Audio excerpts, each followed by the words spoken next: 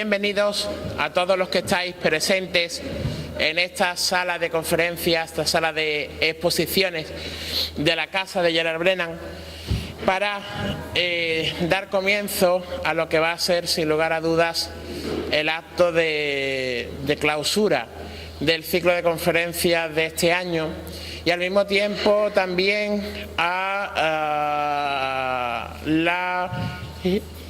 la puesta de largo de la exposición del centenario del ferrocarril que ha estado en Coín y que pues hoy tenemos la suerte de que esté en Churriana, dentro del discurrir que está llevando por distintas localidades de la comarca del Guadalhorce. Si me permiten la broma, los que son fieles del ciclo, hoy el ordenador sí funciona, ¿vale? Tuvimos una sesión anterior un poco ajetreada, ¿vale? Pero hoy tenemos todo de cara y es una satisfacción ver la cara de todos ustedes aquí y de que nos estén acompañando. Yo voy a decir algo que no estaba en el guión, a sabiendas de ser justo y de ser cierto. Lo que hemos vivido con esta exposición en la Junta de Distrito de Churriana, lo que se ha vivido esta mañana, ha sido antológico. Yo quiero dar las gracias públicamente al director del distrito, al concejal del distrito, porque esta mañana se ha dado una sensación de apuesta por la cultura, por la historia, por la recuperación de nuestro pasado, que hacía muchísimo que en Churriana no se había tenido la suerte de pasar por una jornada como la que en el día de hoy hemos tenido la suerte de disfrutar los que hemos estado en el montaje de la exposición, en el traslado. En definitiva, ha sido uno de los días, yo creo, más felices de esta beca de investigación histórica desde su fundación. Y quería dejar muy claro el motivo de felicidad y el motivo de apuesta y de apoyo que me he encontrado tanto en el director del distrito como en el concejal del distrito. Dicho eso, hoy mi función únicamente es hacer en un primer momento de maestro de ceremonias. Voy a ir dando el uso de las palabras a distintas personas dentro de este acto institucional y posteriormente rogaré a los mismos que ocupen la primera fila y a Francisco Marmolejo, al conferenciante de esta noche, pues que me acompañe en esta pequeña tribuna para dar comienzo con lo que es la conferencia, la última conferencia del ciclo de conferencias de esta Junta Municipal de Distrito, que cada año, desde el mes de octubre, hace una parada para poner en valor la historia, nuestras tradiciones, nuestras costumbres. Tiene la palabra, nos acompaña en primer lugar Manuel López Mestanza, coordinador de actividades culturales de la Excelentísima Diputación Provincial. Muy buenas noches. Agradecer a Jesús el empeño y el interés que pone en la organización de todo este tipo de eventos culturales. Yo creo que desde hace años su labor aquí en Churriana es encomiable y digna de alabar. Agradecer, por supuesto, al concejal del distrito, al señor del Río, su presencia aquí esta noche. Ya comentaba Jesús que eso significa una apuesta decidida, por supuesto, del edil por la cultura, y eso es muy importante en estos tiempos. Y, por supuesto, al presidente, al alma mater de la plataforma que puso en funcionamiento esta idea de rescatar la historia del tren, el tren de Coín, el tren que pasaba por Churriana, por Alhaurín de la Torre, por Alhaurín el Grande, y que llegaba hasta la localidad de Coín, lo que era el principal pueblo de la comarca, y que ha sido gracias al empeño de este grupo de vecinos de Coín, por lo que se ha recuperado hoy y que podemos verlo esta noche aquí. Yo quiero disculpar al diputado de Cultura, a don Juan Jesús Jesús Bernal, que no puede estar esta noche aquí, era su interés, pero coincide que los viernes hay multitud de actos por toda la provincia y le era imposible estar esta noche aquí. Tenía otros compromisos ya también adquiridos con anterioridad. Y lo único que quiero destacar también es el interés que puso desde un principio la Diputación Provincial, porque vio que era un proyecto interesante el que presentaba la plataforma del tren de Coín, que presentaba un proyecto que era comarcal y no se circunscribía a ningún municipio en concreto, sino que abarcaba lo que era la historia del tren, pues desde que sale de Málaga hasta que llega a Coín y viceversa. Entonces era un proyecto que el CESMA, el Centro de Ediciones de la Diputación de Málaga, dependiente del área de cultura de esta institución, acogió, como decía, con buen agrado y al final el resultado se ha visto ahí en un libro que después podéis ver y que vaya a ojear y que vaya a leer. Nada más, solamente agradecer vuestra presencia y de alabar que hoy viernes, que hay multitud de actividades y de ocupaciones también familiares, pues esté la sala llena para este evento cultural. Aunque la cita de hoy esté organizada por la Junta Municipal del Distrito de Churriana, gracias al apoyo del director y del concejal, como ya se ha quedado mencionado en las primeras palabras, es de justos reconocer que si la plataforma del centenario del ferrocarril Málaga-Coín no hubiéramos podido ni traer esta exposición a Churriana ni poder hacer las distintas conferencias que han tenido lugar desde el pasado mes de octubre. Yo, antes de dar la palabra a Pepe, a su coordinador, quiero hacer pública muestras de mi agradecimiento personal, porque desde que entré en contacto con la plataforma en el mes de junio, todos han sido buenos recibimientos. Quiero acordarme en este caso de Rafael Jurado, que me ha soportado desde el mes de junio y que ha estado conmigo a piñón, si me permiten la expresión coloquial, para que todo pudiese salir como está saliendo. Por tanto, en justicia tiene la palabra el coordinador de la plataforma del centenario del ferrocarril.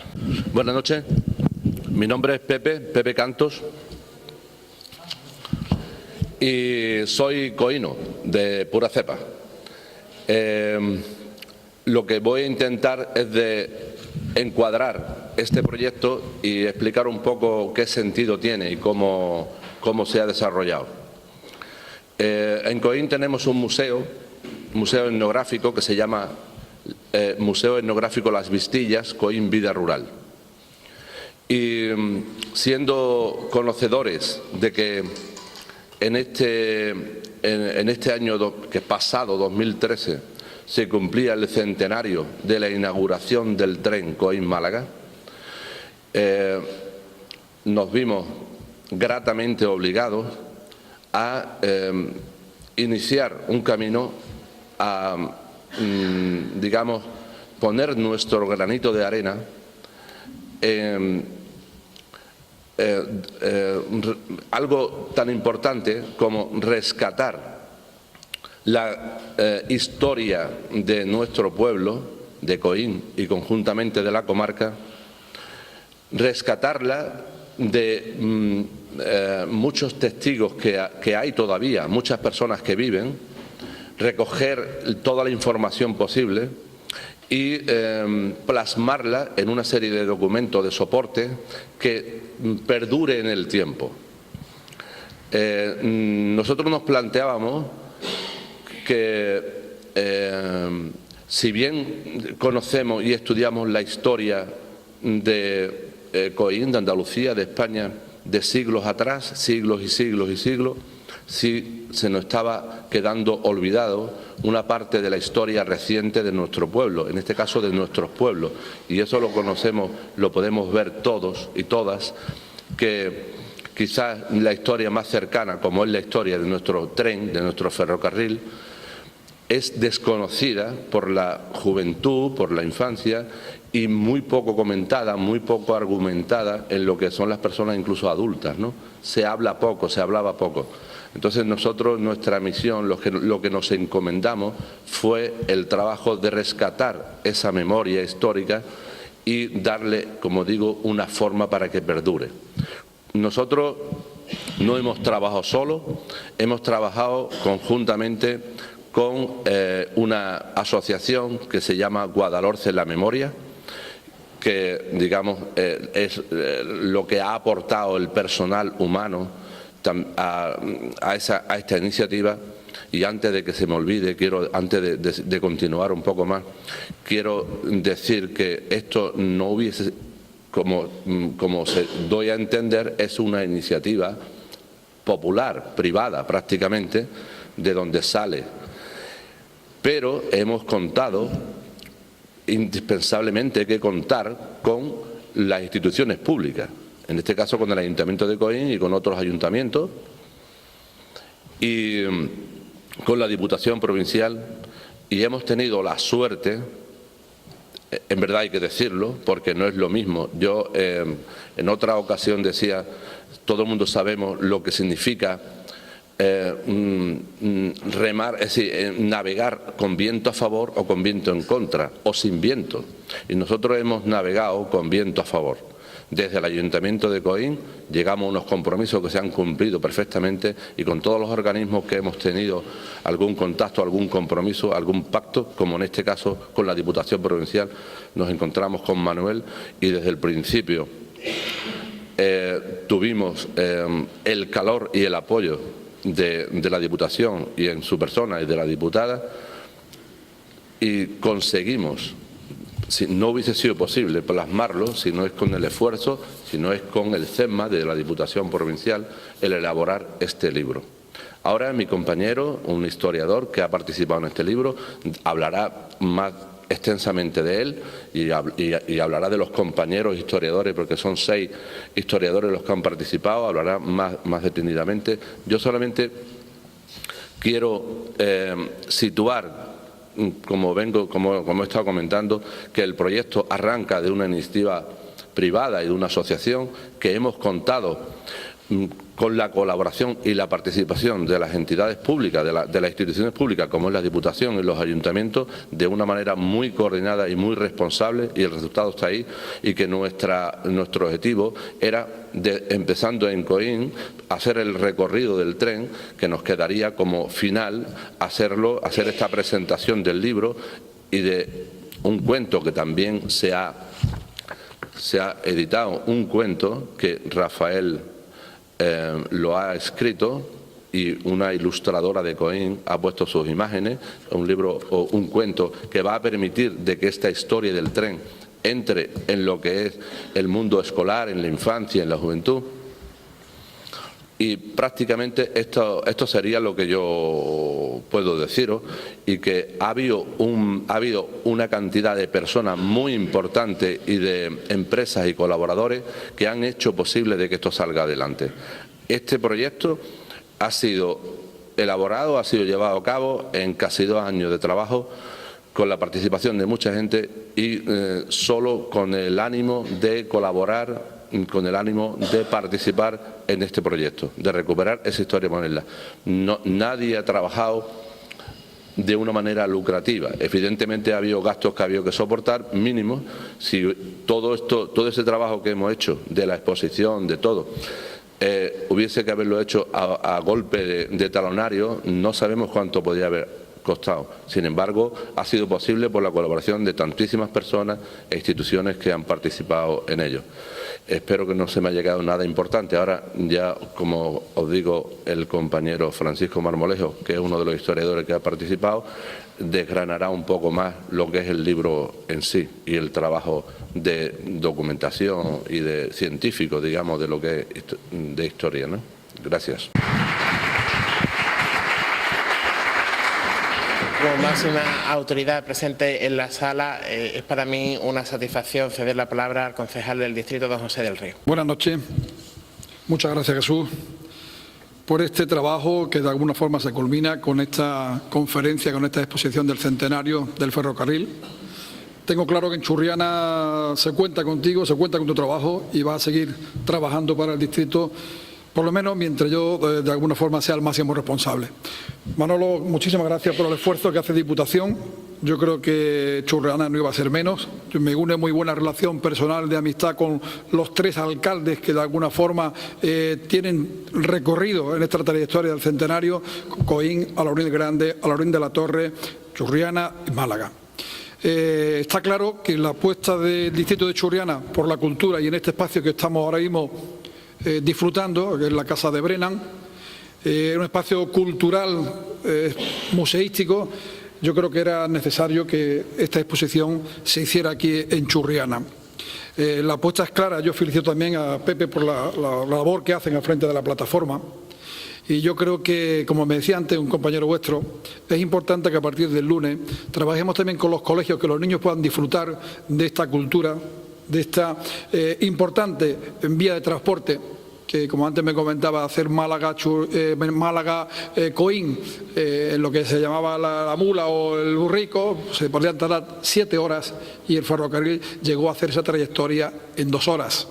Y que también en los momentos de llano cuesta abajo, pues el ferrocarril iba con una velocidad bastante rápida. Sin embargo, en el momento de subir cuestas, por la potencia, por el diseño del ferrocarril, la gente se podía bajar prácticamente, podía tomarlo otra vez sin ningún tipo de problema, porque iba muy lento y a poca velocidad. Yo no quiero extenderme de alguna forma prácticamente a vosotros del proyecto.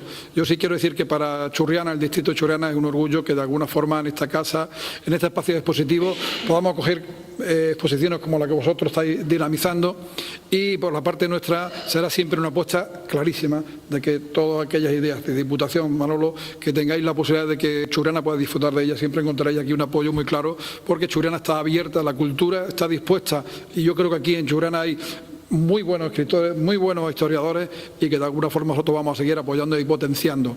Por lo tanto, muchísimas gracias. Y gracias a los que nos acompañan hoy. Yo creo que es interesante la recuperación de esta historia, este centenario, por lo cual yo me siento satisfecho de que este espacio se utilice para exposiciones de este tipo. Muchísimas gracias por vuestro apoyo.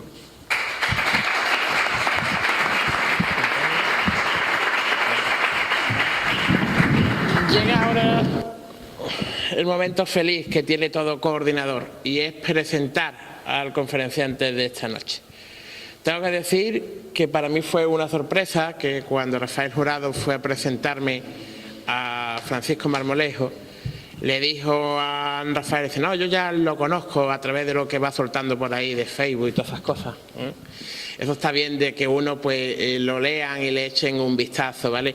Y vaya creando esa identidad digital que a algunas le cuesta trabajo y a algunos le cuesta trabajo de comprender. Sin lugar a dudas, Francisco Marmolejo está haciendo un trabajo encomiable en lo que es la zona de la comarca del Valle del Guadalhorce. Tenemos cuestiones en común, aparte de nuestro gusto por la historia, aparte de porque tiene un currículum de publicaciones interesante. Todo eso es cierto, pero a mí me gustaría poner el punto, si él me lo permite, en la idea de comarca, en la idea de que toda la historia del Valle de Guadalhorce gira en torno a un mismo son. Algo que Manolo se acordará, Manuel López se acordará, él, yo y junto con algunas personas más, allá por el año 98, 99, ya nos creímos aquella historia en lo que fue Aula Guadalhorce y sus congresos, y que para mí fue una satisfacción cuando nos encontramos en Alhaurín escucharte, pues que estaba la idea de ser retomado mediante esa revista y mediante esas actividades. Él está muy vinculado también con la Asociación Arqueológica de la zona de su localidad y sin lugar a dudas para nosotros es la mejor persona para poder estar hoy aquí en este cierre de conferencias con estas charlas. Por tanto, cedo la palabra a Francisco Marmolejo para que pueda dar comienzo la conferencia de clausura del ciclo de conferencias de este año que, como desde su fundación, está organizado por la Junta Municipal de Distrito de Churriana. Buenas noches a todos, agradecer vuestra asistencia, agradecer las palabras de Jesús, así como las autoridades y la confianza depositada en mi persona para impartir esta conferencia. Haremos un análisis histórico del ferrocarril en su aspecto socioeconómico y un último recorrido en tren desde la estación de Coín hasta la estación principal de Málaga. Empezaremos por decir que durante más de medio siglo la línea férrea Coín-Málaga fue elemento diferenciador de un territorio surcado por vagones y locomotoras. Se nos presenta aquí un marco incomparable para aproximarnos por vez primera a un espacio rural de primitivos y abandonados cortijos. Nos proponemos definir los usos tradicionales del suelo y la vocación histórica de un territorio hoy degradado. Salpicado de estaciones y apeaderos, para compartir con ustedes un último viaje desde sus ventanillas. En el recorrido intentaremos analizar los flujos migratorios de la periferia, factor determinante en el devenir de la línea, sin pasar por alto el desarrollo económico y el impacto social de su puesta en marcha. Habrá que contextualizar este trabajo con unas breves notas introductorias sobre las mejoras, por así decirlo, que trajo la explotación del ferrocarril en las comarcas malagueñas del Guadalhorce y Sierra de las Nieves. Nos centraremos aquí en analizar los efectos del tren sobre el principal recurso económico de la zona. La consecuencia última será el aumento de excedentes agrícolas y de competitividad tras reducirse los costes de producción y transporte. En resumidas cuentas, los productos de la comarca encontraron salida por el puerto de Málaga, donde se ubicó la estación principal, suministrando materias primas a la industria del Bajo Guadalhorce y reduciendo los precios de los alimentos que abastecían a la capital. Como sabemos, la línea férrea Coín-Málaga discurría por Alaurín el Grande, Alaurín de la Torre y Churriana, tocando a su fin en la estación del puerto marítimo de la capital malagueña. Se puso en explotación en 1912 por la Compañía de los Ferrocarriles Suburbanos de Málaga, pero Coín no llegaría hasta el año siguiente, siendo finalmente clausurada en 1965, por dejar de ser rentable, básicamente. Hasta entrado el siglo XX, no se acometió el primer intento serio por conectar Málaga con los dos grandes pueblos del Guadalhorce. Nada hizo el Estado por mejorar las comunicaciones en la comarca, aunque dejó hacer a la inversión privada extranjera. Como sabemos, la creación de la línea fue otorgada el 30 de marzo de 1905 a José Nagel. Su construcción trajo los habituales problemas para hacer primar el interés general sobre el perjuicio particular, sin esquivar la peligrosidad que supuso para el tráfico rodado por caminos y carreteras. Vieron muchos vecinos sus heredades expropiadas y segregadas físicamente, dejando mermado el único sustento de muchas familias, afectando aveneros y pozos, cortando primitivas vías pecuarias, caminos rurales y acequias de riego, y cerrando el acceso a muchas fincas inmediatas. La dinámica poblacional será factor determinante en la implantación y clausura de la infraestructura férrea. Los últimos movimientos migratorios de importancia se detectan durante la contienda civil, quedando estancada la población como consecuencia de la elevada mortalidad de los años 40. Sin embargo, el retroceso demográfico provocado por, sobre todo, la guerra civil y la migración en los años y en la década de los 50 y 60, no se dejó sentir con igual intensidad en los municipios costeros, ni en los núcleos situados en las inmediaciones de la capital, como Churriana. Estos verán incrementar su población de manera espectacular, absorbiendo buena parte del éxodo desde latifundios y áreas montañosas. El único intento por frenar esta dinámica demográfica fue la puesta en regadío de aquellos latifundios abandonados, algunos trabajados en régimen de apercería, mediante el plan de colonización del medio rural. Hablamos de los nuevos pueblos creados por el caudillo para explotar las tierras del Guadalhorce, cuyos planes estuvieron muy presentes en la línea del suburbano de Coín a Málaga. Desde la segunda mitad del XIX, la comarca se benefició de las grandes innovaciones tecnológicas. Sabemos que en 1866 se inauguró en Coín el primer alumbrado público, con farolas de aceite mineral, lo que favorecerá la seguridad nocturna en sus principales calles. 30 años después, ante la mirada estupefacta de los presentes, llegaría por fin la luz eléctrica a la localidad. El ambiente rural de estas villas se transformó de la mano de los grandes propietarios e incipientes industriales. En 1865 finalizaba la construcción de la línea de ferrocarril Málaga-Córdoba, cuyo primer tramo, Málaga-Cártama, construido pocos años antes, acortaba el tiempo y el trayecto de viaje a la capital de la provincia. La llegada del ferrocarril a Cártama cambiaría la vida de muchos jóvenes que pudieron iniciar sus estudios universitarios en Madrid, en la Universidad Central. Trajo prosperidad, bienestar y cultura a estas poblaciones. Si bien la línea Córdoba terminó por hundir los pocos latifundios que quedaban en la comarca, cuyo cereal no pudo competir con el procedente del Guadalteba y el Guadalquivir, ante los bajos costes de producción y transporte. De impacto tan negativo nunca se recuperaría la campiña de la comarca. Solo la puesta en explotación de la línea Coín-Málaga permitió dar salida a sus excedentes agrícolas. Supondrá el mejor revulsivo económico, garantizando durante la nueva centuria el abastecimiento a la capital malagueña, al puerto marítimo y a la industria del Bajo Guadalhorce, además de resolver las graves carencias de una incómoda y penosa red viaria. La conexión férrea Coín-Málaga sacó del aislamiento geográfico a los habitantes de Junquera, Alosaina, Tolox, Guaro y Monda, que se beneficiaron del tren tanto más que los pueblos del Guadalhorce. La red viaria de la Sierra de las Nieves era entonces y es mucho más deficitaria que la del Guadalhorce, especialmente por el fuerte y marcado relieve, quedando como una de las comarcas más deprimidas de la provincia, con economías orientadas a Coín y a las grandes villas del valle. Como decía, la construcción de la línea no solo sería rentable y beneficiosa al transporte de productos hortofrutícolas de la huerta del Guadalhorce, sino también de materias primas, minerales y pasajeros del interior montañoso de la Sierra de las Nieves. No de otra suerte se pensó llevar la línea hasta Monda y más allá, aunque finalmente no tuvo efecto.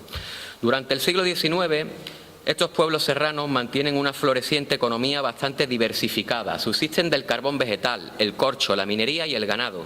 Pero a la larga, la fiebre por roturar y plantar viñas les pasará factura. Dato a tener en cuenta es que en el tránsito al siglo XX se dispara la población de Coín, acogiendo todo un éxodo rural de campesinos y labriegos desde la Sierra de las Nieves sin precedentes. Los pueblos de Coín, Alhaurín el Grande, Alhaurín de la Torre y Churriana no sufren la crisis de la filosera. Sus economías no dependen exclusivamente de las viñas. Antes, al contrario, se beneficiarán del flujo migratorio. Se hace notable que la dinámica demográfica de ambas comarcas mantendrán diferencias apreciables a lo largo de la centuria. Alhaurín el Grande era pueblo de extensos olivares, salpicados de higueras. Sus viñedos se concentraban en las rosas abiertas en torno a lo que es el glacis de la Sierra de Mijas, en particular en las antiguas viñas de Ardalejos. La especialización en su cultivo llegó de la mano de la uva de Loja o de Embarque, tal ocurrió en Coín y Urique. En Alhaurín de la Torre se verdeaba la uva, no había tradición de mostos ni de pasas, según se nos dice en el catastro de Ensenada. Su economía se orientaba a la capital y se diversificaba en los excedentes producidos por molinos, regadíos y ganadería. Desde siempre fue paso obligado para abastecer a la capital, donde la humedad echaba a perder el grano y la harina, sobre todo. Bajo estas circunstancias, para descansos de arrieros y viajeros, siempre existió en el lugar un mesón y una taberna. La producción en Churriana a mediados del 19 se fundamentaba en trigo, cebada, maíz, batata, aceite y legumbre, ganado lanar y cabrío, además de 6 molinos en decadencia. Aunque Antonio Pons manifiesta la obsesión de los lugareños por plantar viñedos desde fines del 18. Los cítricos se fueron implantando progresivamente en la comarca, desplazando antiguos higuerales, membrillares y manzanares. La explotación de naranja, principalmente de la variedad Berna, para la pizza, encontrará en el tren un claro beneficio económico y sin duda el mejor revulsivo para la gran transformación agraria. Dicho esto, pasaremos a realizar un último viaje, arrancando desde la estación de Coín hasta la estación principal de Málaga. Por Coín a Alhaurín el Grande vamos a pasar más rapidillo y nos vamos a parar un poquito más en Alhaurín de la Torre y sobre todo en Churriana y en Málaga, ¿no? Desde Coín diremos que el trayecto no empezaba en la estación, sino más bien en la plaza de San Agustín. De allí partían los viajeros a pie, muchos cargados de bultos, hasta la lejana estación proyectada frente a la charca. El recorrido se hacía por el camino de Málaga, bien con bestias o andando, salvando los arroyos de casas quemadas y cuevas. En días de lluvia facilitaba el trayecto el conocido Puente de la Legua, situado en la cruz de Río Cueva, así llamado por su proximidad a la desconocida Piedra de la Legua del Camino de Málaga. Esta quedaba situada a pocos pasos de la casa de los peones camineros, que usaban bandolera y regentaban la casa con la obligación de mantener el camino, siempre dentro de la legua que le estaba asignada. La estación de Coín se conserva en pie en nuestros días, aun recordando temerosos intentos de especular con su solar. En tiempos recientes se cortaron las viejas palmeras, rasgo diferenciador de todas las estaciones y apeaderos del suburbano, y se destruyó la escuela capilla cercana levantada por el obispo Herrera Oria. La estación agrupaba antaño múltiples instalaciones, hoy la mayoría desaparecidas, entre las que reseñamos almacenes de mercancía, muelles de carga con báscula, andenes, talleres, depósitos de agua y hasta puentes giratorios para locomotoras, para darle la vuelta a la locomotora, sin esquivar otros servicios anexos como la cantina o el retrete, ¿no? Sabemos que la población rural diseminada en el partido de la estación de Coín ascendía nada menos que a 130 familias y 520 habitantes a mediados del siglo pasado, a lo que cabe añadir el trasiego diario de habitantes del Guadalhorce y en particular de la Sierra de las Nieves. La salida en recta desde la estación atravesaba las últimas huertas irrigadas del partido de Huertas Nuevas, internándose en lo que fueron las tierras de pan de la Campiñuela y las estrechas huertas de las Alberquillas. El primer hito en el paisaje, tras partir de la estación, siempre fue el antiguo cortijo de la Campiñuela. Es uno de los mejores ejemplos de arquitectura agraria residencial en la comarca, con buena adaptación funcional a sus diferentes sistemas de explotación. La primera noticia histórica que conocemos sobre este cortijo data de 1558.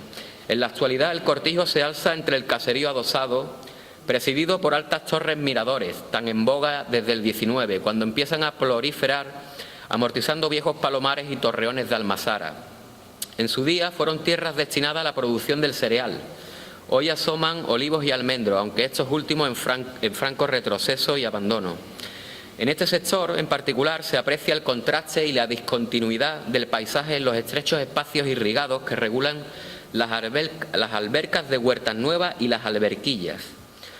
Dejando atrás el conocido paso de Puente Barrero, la línea férrea bordeaba toda la vertiente oriental de la Sierra de Los Ángeles y se adentraba por tierra de Viñaborrego.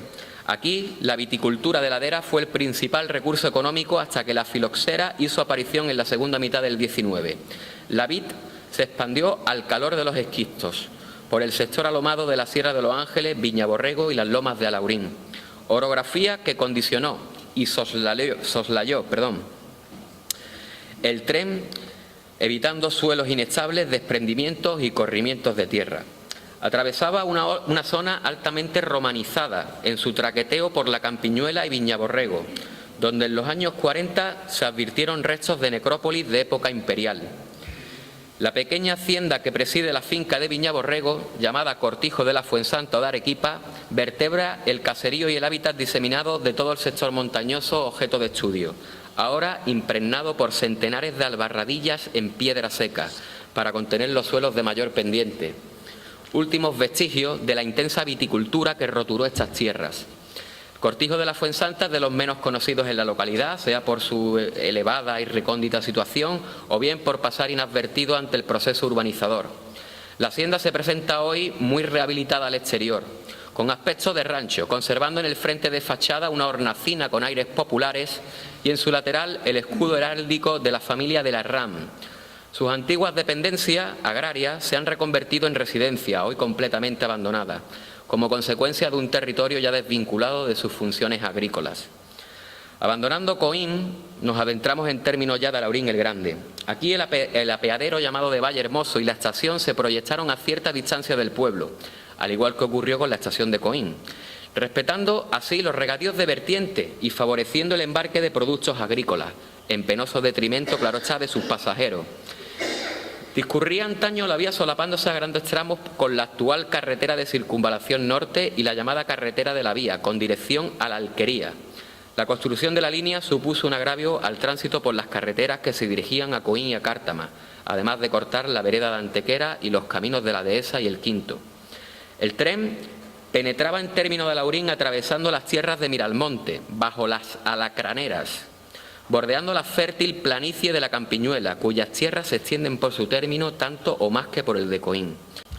Especial atención merece la desaparecida ermita de la Campiñuela, de la que nada prácticamente se conserva, como podemos ver. Tan solo el recuerdo de lo que fue su escuela rural. En su día, la ermita quedó regentada por religiosas y celebraba misa todas las mañanas de domingo. A ella solían acudir campesinos y labriegos de la Campiñuela, la Dehesa y la Fuente del Sol. Sabemos que la población rural diseminada en el partido de la Campiñuela de Alaurín alcanzaba las 125 familias y los 600 habitantes a mediados del siglo pasado.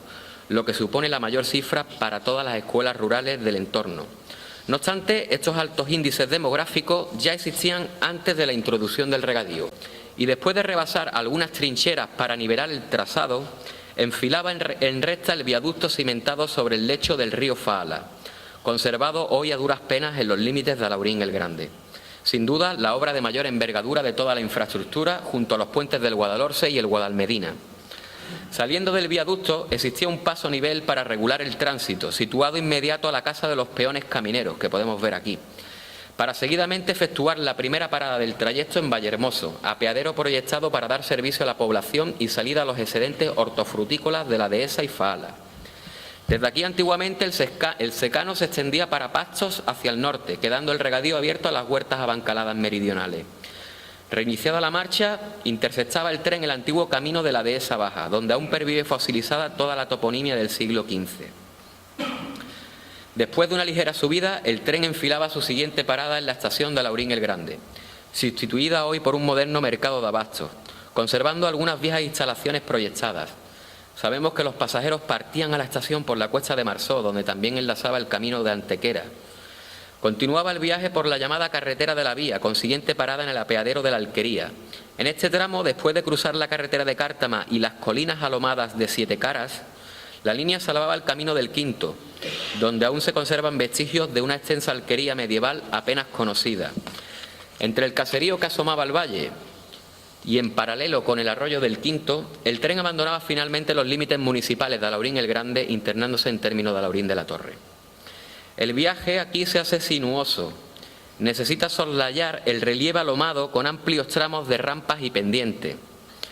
El trazado fue diseñado para recorrer el fondo del valle de la Sierra Litoral de Mijas, a una cota algo superior para evitar inundaciones, dejando todos los municipios al sur. Durante el trayecto, el extenso glacis de la Sierra de Mijas acompañará el viaje hasta enlazar con los aluviones que rellenan el Guadalhorce. Rebasado el arroyo del Pozo y el camino del Cortijo de Moncayo, el tren recogía a los pasajeros que aguardaban en el apeadero de la Alquería, cuyo inmueble se conserva hoy frente a una antigua venta de la época, perdiendo recientemente sus atractivas palmeras.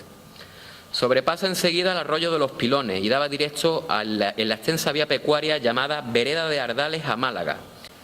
No obstante, el elemento patrimonial más importante que divisamos es, sin duda alguna, la torre bajo medieval que domina la alquería del Cortijo de Mollina, que podemos ver en esta imagen.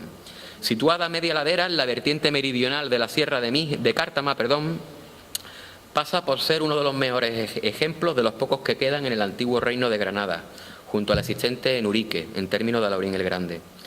Desde aquí el paisaje agropecuario se ve interrumpido por grandes núcleos de población rural dispersa, muchos dotados de plaza, iglesia y escuela, siendo el tren el único que pudo sacarlos del aislamiento geográfico, aunque esto nunca se llegaría a producir.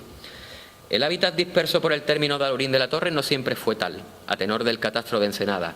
Se nos dice que vivían unos 400 vecinos a mediados del siglo XVIII y en el campo huerta, sus casas y alquerías, hasta 40 vecinos. Los regadíos de la margen derecha del Guadalhorce concentrarán buena parte de la población diseminada durante el siglo XIX. Sin embargo, no será hasta el pasado siglo cuando se produzca el mayor flujo migratorio, con la transformación del secano y la creación de los llamados pueblos nuevos en los años 60. Los más importantes del Guadalhorce fueron Serralba, en Pizarra, Villafranco, en Alaurín del Grande, ampliación de Cártama, Santa Rosalía, en Málaga y Doñana, que es lo que conocemos hoy como Torrealquería. Dejando atrás el núcleo de Torrealquería, discurría el tren por las tierras de la finca del Notario, a pocos pasos de la actual prisión provincial. La heredad se encuentra todavía presidida por un primitivo cortijuelo, integrando las dependencias de una antigua almazara y acompañado por el habitual ciprés exento junto a la residencia de la propiedad. La Sierra de Mijas dibuja el horizonte más meridional, incidiendo en el paisaje con sus grandes picos tallados en mármol. El de Mendoza, Castillejo, Puerto Málaga, Jabalcusa, Jarapalo, resaltando entre todos el pico de Mijas, relieve de mayor altitud en la zona objeto de estudio, con 1.150 metros sobre el nivel del mar. La siguiente parada del tren tenía lugar en el apeadero de San Pedro de Menaya, donde claramente se percibe la sacralización del espacio rural, así en el topónimo que le da nombre como en el cercano camino del convento. En el estado actual de nuestra investigación sabemos que el topónimo Menaya aparece documentado como Minaya en sus formas más antiguas. En este contexto no cabe duda de que dicha voz deriva de Munaya, huertecilla, diminutivo del árabe andalusí Munia, huerto, Almunia. Saliendo del apeadero, la línea atravesaba las tierras del convento, para seguidamente continuar entre el Cortijuelo y el Cortijo del Cerro. Son los dominios de la primitiva ermita de la Virgen de la Fuensanta del Valle, donde los religiosos mínimos fundaron convento a principios del 17. Del mismo se conserva todavía las ruinas de su pórtico de ingreso y algunos testeros amortizados por el caserío, como vemos en las imágenes. La devoción a San Francisco de Paula, que trajeron los frailes mínimos, se conserva todavía a pocos pasos en una pequeña ermita del 19, situado junto a la espléndida finca del Alamillo y la hacienda del cura. Es esta que vemos aquí. El espacio rural inmediato esconde un valioso patrimonio cultural para muchos desconocidos. No tardará en aparecer el humilladero, por así decirlo, del Santo Cristo del Cardón, pintado en su cruz de madera, del que corre la tradición de haber salvado la vida a un soldado cristiano. Entre el Cardón y los callejones se concentraban antaño los molinos que surtían de harina a la capital. Allí todavía perviven las ruinas de algunos de ellos, además de muchos otros que se advierten en cartografía histórica. Sabemos que a mediados del siglo XVIII se contabilizaban 6 molinos harineros. Además existían unos 5 molinos de aceite y durante esa centuria se crearon otros 3 nuevos de harina. El tren dejaba atrás el desaparecido apeadero de los callejones, de edificación tardía y uso particular, así como la populosa venta del Santo Cristo. Desde allí se dirigía en recta a la estación de Laurín de la Torre. En la actualidad, como sabéis, no se conserva ningún vestigio de la antigua estación, nada queda. En su lugar existe una moderna rotonda llamada del Encuentro. El recorrido del tren se iniciaba cruzando el arroyo de Zambrano y la finca de Capellanía, para finalmente salvar la conducción de la Fuente del Rey a pocos pasos del Cortijo Tabico. Este es un grabado del Puente del Rey, que es tan familiar para ustedes que sois de Churriana, ¿no? Como sabéis, esta conducción fue proyectada en el siglo XVIII para la traída de agua a Málaga. De la misma se conservan bastantes vestigios de sumo valor patrimonial, en especial el arca y la fuente conservada aquí en Churriana, así como el colosal puente que comunicaba ambas orillas del Guadalhorce. Aquí me remito al libro de mi buen amigo Carlos González Cravioto y que os recomiendo para ampliar información.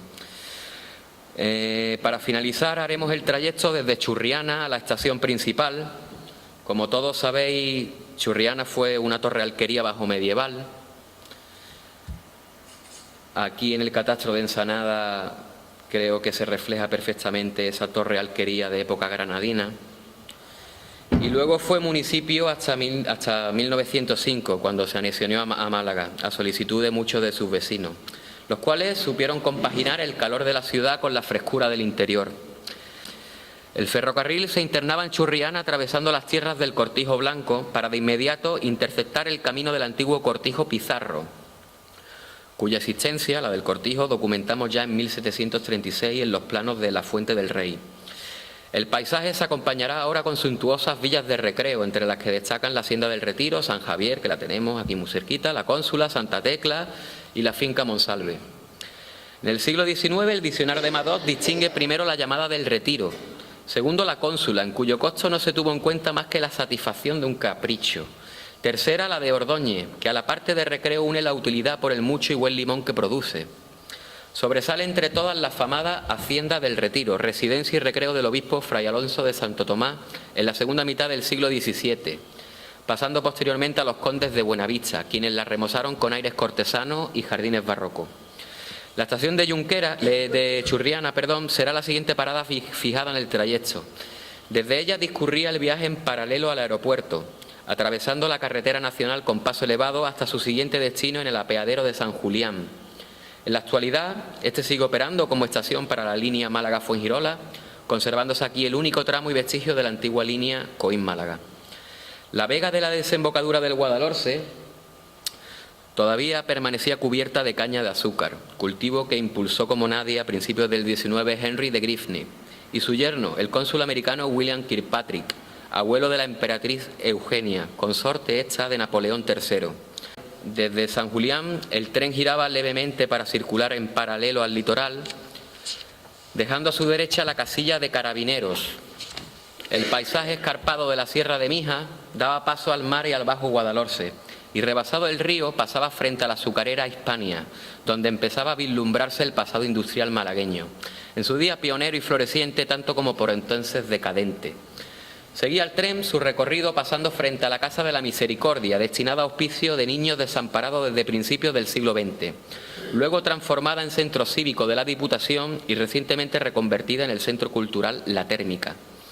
En la periferia de la ciudad, un entresijo de peligrosas vías se daba cita con múltiples apartaderos para recibir materias primas y sacar productos manufacturados. Unos metros más adelante se descubrían las playas de San Andrés, escenario del fusilamiento del general Torrijos, con sus muchas industrias reseñables como San Carlos, Los Guindos y Fosfatos.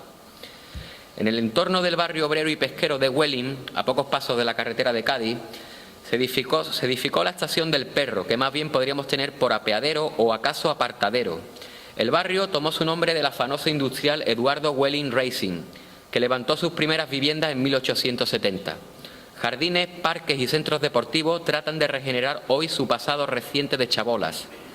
En la estación del Perro sobresalía la antigua fábrica de plomo y la Real Fábrica de Tabacos, con sus viejos pabellones levantados en los años 20, convertidos hoy en museo automovilístico. En los tiempos de nuestro tren, la saitera se alzaba frente a la tabacalera. Continuaba su recorrido pasando junto a la antigua Constancia de los Heredia y la Textil Industrias Malagueña S.A. de los Larios, para finalmente dar en la Sociedad Andaluza de Aceite. Solo quedaba atravesar el puente de hierro del Guadalmedina para tomar en recta la última parada. El viaje tocaba su fin en la llamada estación de Suburbanos, todavía conservada en el interior del puerto marítimo, tras sus verjas. Su construcción se autorizó en 1911 firmando el contrato el señor Gremiaux. Era la estación principal y su ubicación no fue espontánea. El puerto era el lugar donde apear a los pasajeros a pocos pasos del centro y donde embarcar los excedentes agrícolas del Guadalhorce, en parte manufacturados por la industria malagueña del Bajo Guadalhorce.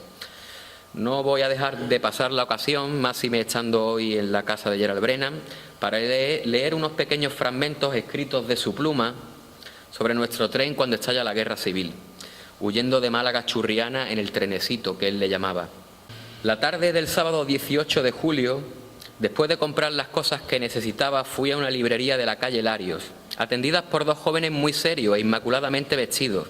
No tenían el libro que yo quería, una nueva publicación sobre la reforma agraria, así que cogí un ejemplar del diario local El Popular y empecé a leerlo. Los titulares decían: rebelión militar en Marruecos, Ceuta y Melilla capturadas por los facciosos. Decidí tomar café rápidamente, recoger unos pantalones que estaban en el tinte y coger el trenecito para Churriana antes de que pasara algo.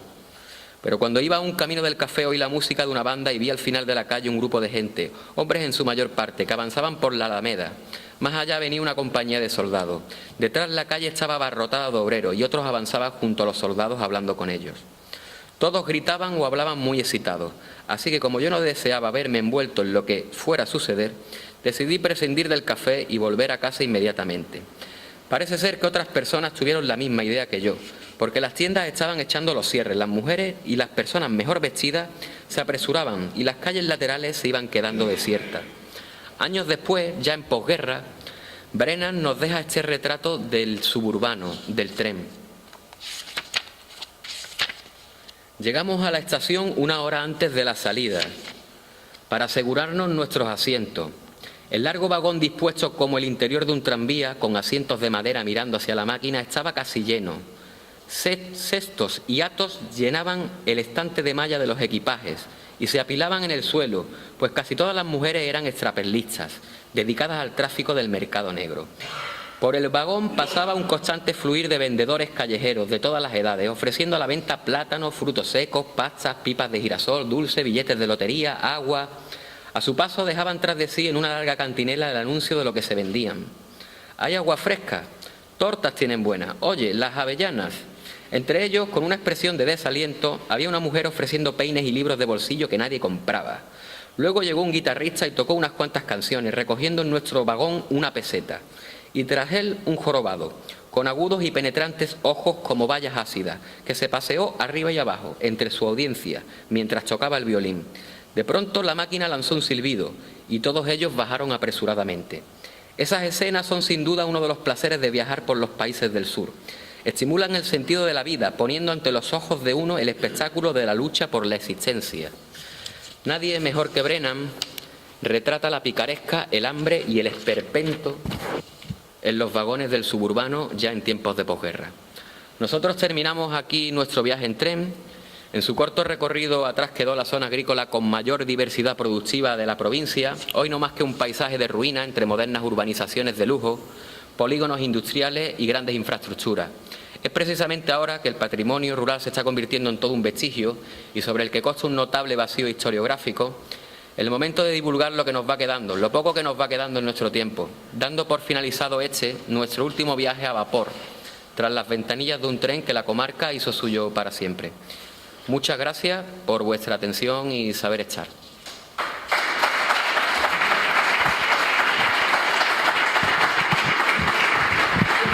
El concejal que se haga entrega de un pequeño recuerdo para que quede algo testimonial de tu paso por Churriana.